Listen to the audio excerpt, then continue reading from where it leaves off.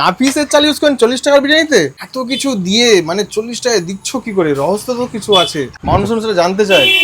নিজে খাটি নিজে দিই বলে যা লাভ হলো নিজের রইল, এই হচ্ছে ব্যাপার। আর অন্য কি, কাকু কিন্তু এখানে কিছু উল্টো পাল্টা জিনিস খাওয়াচ্ছেন না, কাকু নিজে খাটে নিজে সবকিছু রান্না করে ওই বলে জন্যই 40 টাকা দিতে হচ্ছে। আচ্ছা আচ্ছা, লেবার রাখলে লেবার চার্জেস দিতে হতো, সেখানে গিয়ে পয়সাটা 700 টাকা তো লাগতো, সেইটা আমার লাগছে না, সেইটা আমার থাকছে। আচ্ছা। এই 6 কাকু টাকা। এই পকোড়াগুলো কত করে পিস নাও? 6 টাকা। কত কম করে পিস থাকে প্রায়? 5 গ্রাম 6 গ্রাম আচ্ছা। ঠিক থাকে না, পিস হিসাবে হয়, কিলোয়ে 60টা 70টা। এটা তো একদম ঠিক পারফেক্টই আছে। 6 টাকায় আর কত দেবেন? কাকা বিরিয়ানি তৈরি হয়ে গেছে নাকি কাকা? এই তৈরি হচ্ছে। কি কি দিয়েছে প্রথমে সেটা বানাও একটু।